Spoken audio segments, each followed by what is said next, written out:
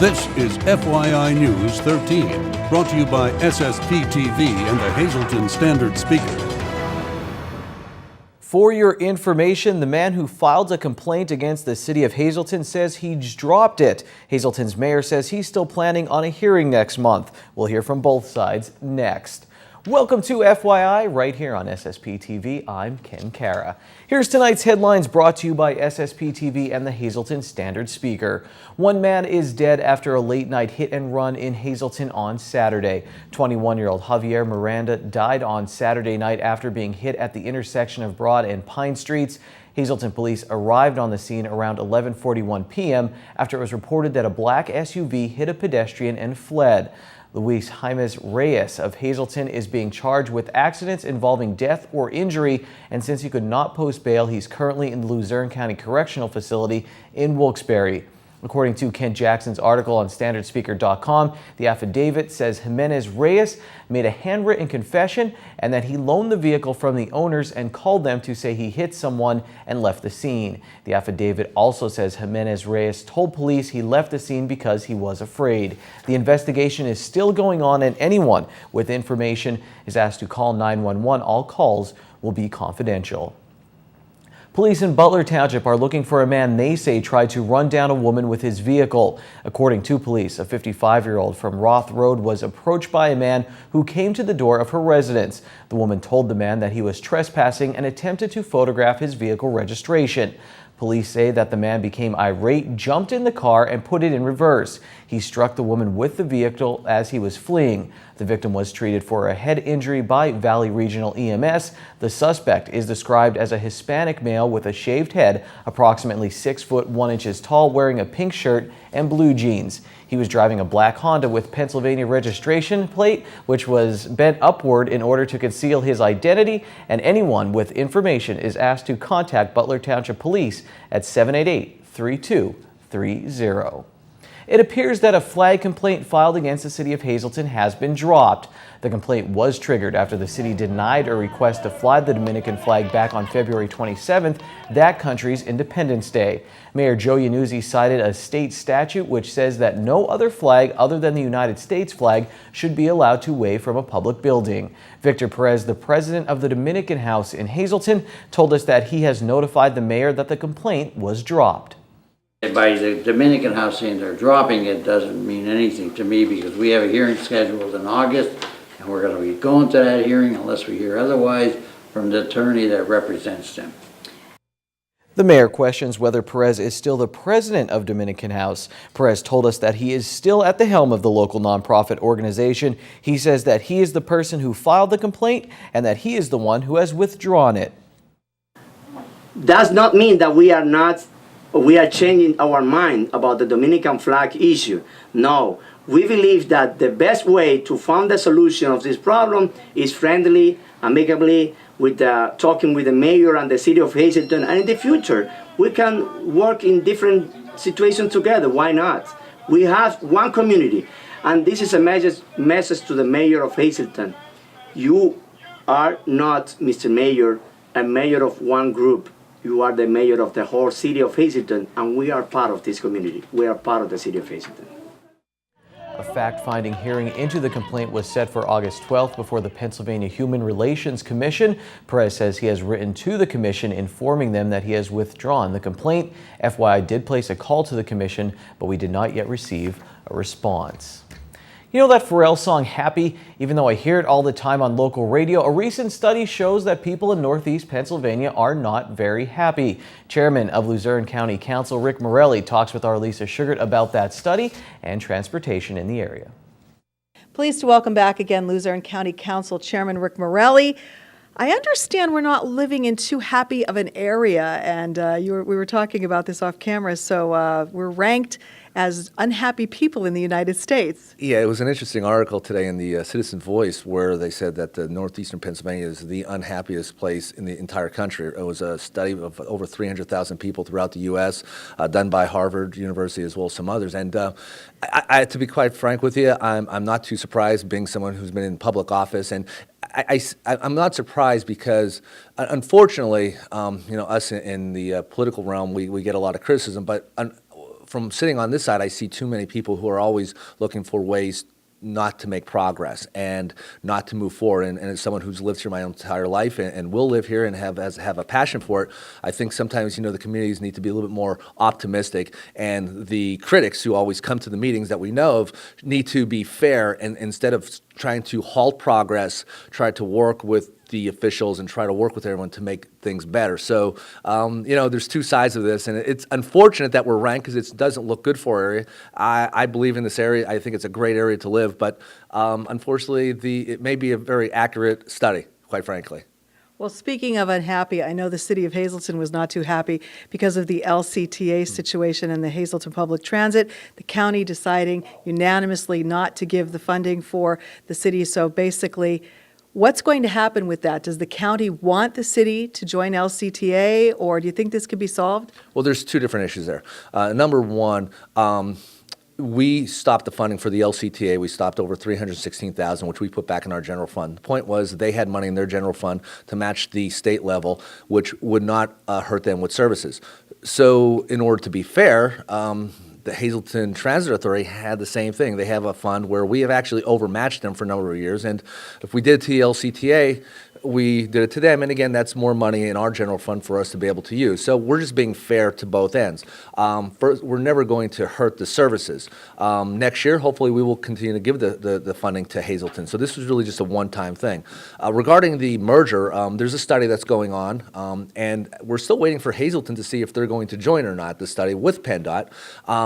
I think it would be a very good thing for the entire region if we had an authority of Lackawanna, Luzerne, as well as Hazleton, because it would put us on a map for more grants and I think better services, and put us right there with Philadelphia and Pittsburgh. But first the study has to take place, and then we would have to sit down. But right now it's in the hands of Hazleton if they want to be part of the study. It doesn't cost anything. It doesn't hurt to look at it. And but they have the resolution, and I talked to Jack Monday, and he did say that they're going to put it on the agenda to vote for. After that, we'll go and we'll see if it's how it benefits who. All right. Luzerne County Councilman Chair Rick Morelli, thanks for joining us. We'll talk with you again soon. Thank you. Lisa seemed happy. That's all that matters. Now from the desk of Rush Township. The Rush Township Tax Office will be open on Wednesday from 9 until 10 a.m. There will be no office hours during the evening on Wednesday. And remember, for up-to-the-minute coverage of news from your hometown, go to standardspeaker.com and remember to grab your copy of the paper every day to stay up to date on important news and events in your community. Coming up on FYI, we work out at Core Fitness after this break as Janine Mazurkevich goes in your community. And then a little later, we will take a look at the Community Services for Sites office and find out what they have to offer to the Hazleton area.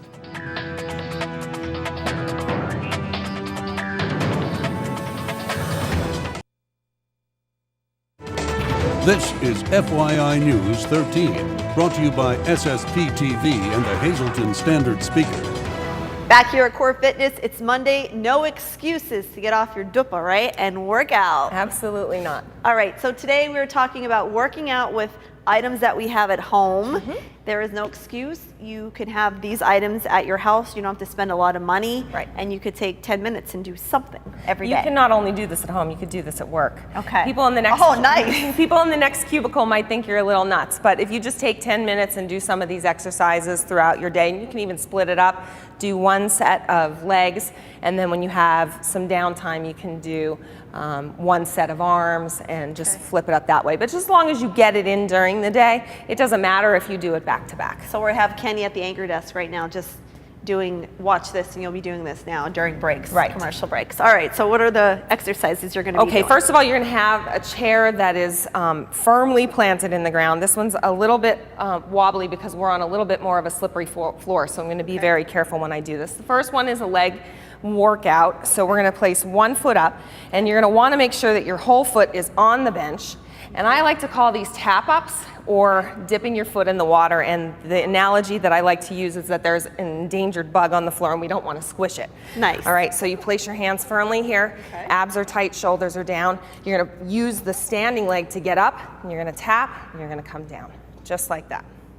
And believe me, right at 3 already, I am feeling these. And now I don't want you down here and pulling the chair backwards. Very, very controlled movements. So I would start with 8 to 12 reps per side. You'll feel and then them. move on. Okay. Okay. Same thing, we can do those on the side. So you're going to move over to the side, abs tight. You're going to squat down and you can lift the outer thigh. So now you're working both legs, outer thigh and the outside leg, standing leg, glute, hamstring, and quad. Two great exercises for your legs. Those burn. They burn big time. You can even add ankle weights to those. Could you see this at your desk? Third exercise. Ladies, don't wear a skirt this day. Third, definitely not. Third exercise is going to be a tricep dip. So we're going to place your hands on the end of the chair. Now this is the most advanced with your legs straight. Okay. Bring them in for less.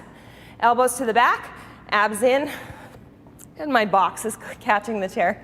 Down and up. Squeezing the backs of the arms. So that's going to help those bingo arms, girls. Yes. Flappy arms. All right? So make sure that the elbows are facing the back of the chair. And lastly, push-ups. These can be done here or down on your knees for modification. Abs tight. Down. And exhale on the up. And you can see you're only doing a couple of each and you're really, getting your heart rate up.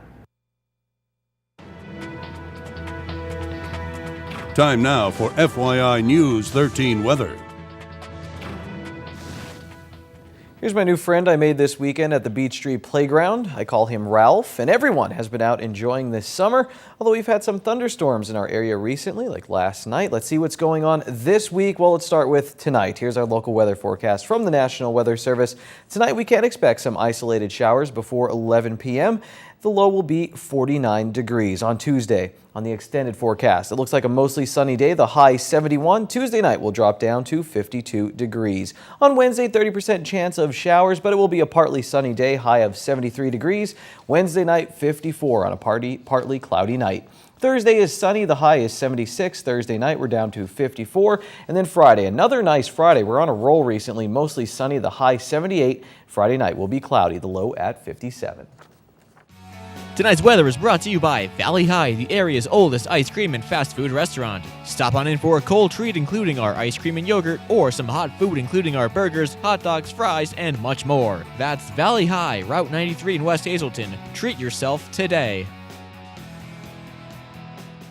Today we are here at Community Services for Sight in downtown Hazelton, and with me is the president and CEO of the organization, Lori Lassant. Lori, this is a new location that you just moved into at the start of the year. That's correct. We moved here in the beginning of January due to financial issues, so we're happy to be in our downtown. We see lots of individuals getting to our office a lot easier sometimes than before because they're walking from the high rises and we're right on the bus stop, so it certainly works out very well here for us. We are a private nonprofit organization. We've been here since about 1938, serving people just in the Hazelton area at that time. We currently serve Southern Luzerne County, Carbon County, and Schuylkill County. And we don't only serve people who are blind. That's a misconception. We serve folks who are totally blind, legally blind, just have low vision, and we also serve our sighted community as well with different programs that we offer. Tell us a little bit about some of those programs. Well, for the folks who have a vision problem, we go into their home, we assist with reading their mail, writing their checks. Imagine going to your mailbox today and not being able to see what's out there. Then we also have a transportation program. We go into their homes and pick them up. We're a door-to-door service, so we take them to all their medical appointments. We do grocery shopping with them. As a group, we go out. We have what we call our Life Skills Education Program, where we get together once a month. We have different programs that we'll do, and then we have a support group that meets monthly as well. And then for our sighted community, what we do is we provide what we call our prevention program. So we are screening the eyes of children ages 3 to 5. We do glaucoma screenings for our seniors as well as in our industries. And then we have a low-cost optical center here at our office where if you wear glasses and you need your prescription filled, we can set you up with a pair of glasses at a lower cost. And in this facility right here, you have a new addition as well. We do. We're very excited because once we had moved and got our feet on the ground again, we were able to open a low vision clinic. Well, let's go take a look at that low vision room right now. Now, this is where the patients would come. I'm sitting here in the chair in the low vision room that a patient would come into. So if I am a patient here today, Lori, tell us what would be happening around me. Okay, well, Dr. Anthony Silvetti is the doctor that we have that comes in, and he would bring you in here, you would sit in the chair, and he would do a thorough eye examination on you. And you would have your pressure checked for glaucoma, pretty much just the same as if you were to go to your regular eye doctor. But this is not for just, like a healthy checkup. This is something where you're coming in because you're having an issue. So this is to check up and see what type of devices we can then help you to find that will help you have a better quality of life. So after the examination, then we move into our conference room and you're able to look at an array of different low vision devices such as handheld magnifiers, maybe an electronic device like a CCTV. Sometimes it's a pair of glasses. Now, if someone is watching this and they're thinking, I may need the services of the Community Services for Sight, or they're unsure, what would they do? They just need to give us a call at 570-455-0421, and I'd be happy to speak with them, tell them about our services. We do a little bit of a phone conversation to find out what their needs are and what are they having difficulty with, because that way we can better place them in one of our programs. And if it's something that maybe isn't something that we provide, we will find the source that can provide it for them. And if someone doesn't need the services, that they have, a vision problem where they just need regular glasses, and they want to come in here because they want to take advantage of the low-cost services that are available, do they need an appointment or do they just walk in? No, they do need an appointment, so they could give us a call, and then we'd schedule an appointment, and all they need is the prescription from their eye doctor. Well, some very important information we've learned here today about Community Services for Sight. As Lori said, if you have any questions or would like to take advantage of their many services, please give them a call. All of you gardeners out there, this community calendar is for you. This Friday, across the street from the downtown Hazleton Farmers Market, there will be a program on vegetable gardening in extreme weather. Marianne Miller from the Penn State Master Gardener Extension will be the guest speaker from 10 a.m. to 11 a.m. in the boardroom at the Greater Hazleton Chamber of Commerce. For more information, you can call the phone number on your screen, or you can email that email address that is on your screen as well. The Farmers Market runs from 10 a.m. until 2 p.m. And now here is the midday winning lottery numbers. The daily 312, the big 40452, Quinto 06800, Treasure Hunt 37, 17, 25, and 28. It's Sports Monday when we return on FYI.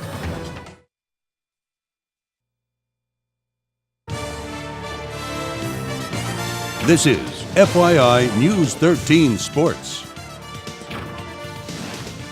It's Monday, so let's catch up with Kanzler. Since Russ Kanzler's big 3-double night last Tuesday, he's gone 4 for 17 with 2 runs batted in. He struck out 3 times in the last 5 games, and he's hit 1 double during that stretch as well. Now, the Iron Pigs play at Buffalo tonight and then head to Rochester for 2 before coming home on Thursday for another 2-game set with Rochester, and then they have a 4-game series at home against Durham, Russ Kanzler's former team.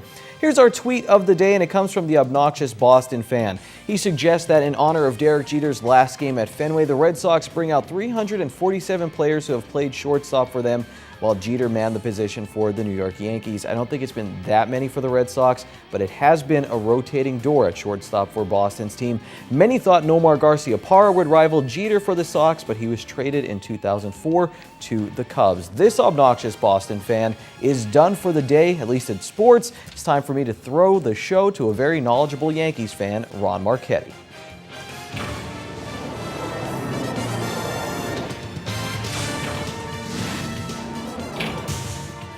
Exactly 10 years ago today, a Minnesota Twin was denied 3 home runs in 1 game. Hi, everybody. On this final Monday in July, this is Trivia Trace. On July 28, 2004, Twins first baseman Justin Morneau had a strange day during a 10-inning Minnesota victory over the White Sox at U.S. Cellular Field in Chicago when 2 of his home runs were reversed.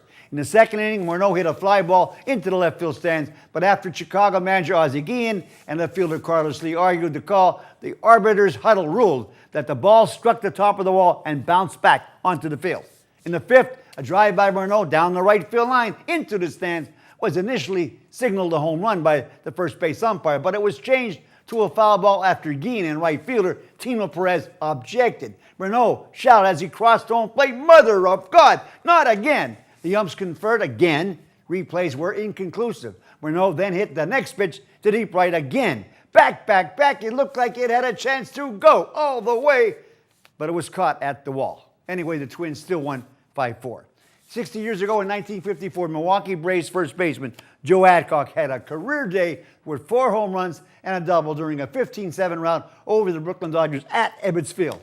Haddock scored 5 runs and drove in 7 hits. 7 of his 5 extra base hits came in 5 at-bats. 3 were on the first pitch and the other 2 were on the second pitch. For the day, 18 bases, 5 for 5, 5 runs, and 7 RBIs, not too shabby. It was by far the best day of Joe Adcock's career. Finally, in 1984, at this time 30 years ago, at the Olympics in L.A., Americans Nancy Hogshead and Carrie Steincypher finished in a dead heat in the 100-meter swimming event. Both were awarded dual gold medals. It was the first and only dead heat in Olympic swimming history. Hogshead from Jacksonville, Florida, was 22, and Steincypher was from Saratoga, California, was 16. Hogshead had retired from competitive swimming following the American boycott of the 1980 Games, but returned to the sport in 1983. She left Los Angeles with 3 gold medals. See you Friday. Till then, stay loose.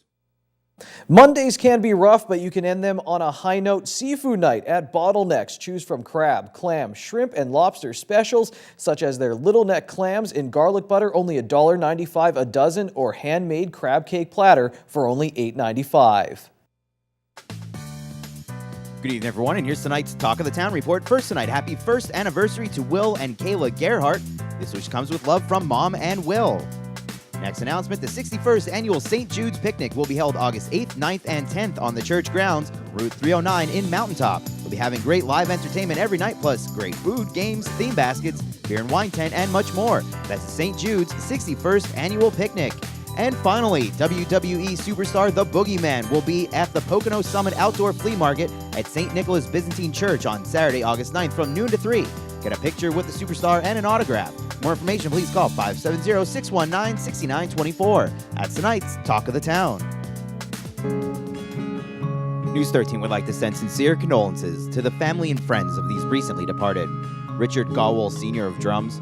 Funeral is Thursday at 9:30 a.m. from the Harmon Funeral Home. Friends may call Wednesday from 6 to 9 p.m. And David C. Ducksta of Clares. Funeral is Wednesday at 11:30 a.m. from the Damiano Funeral Home. Friends may call Tuesday from 6 to 8 p.m. and Wednesday from 11 to 11:30 a.m. Tonight's obituaries have been brought to you by the Smilax Floral Shop located on 15th Street in Hazleton. For delivery to all local funeral homes, call 570-454-0111.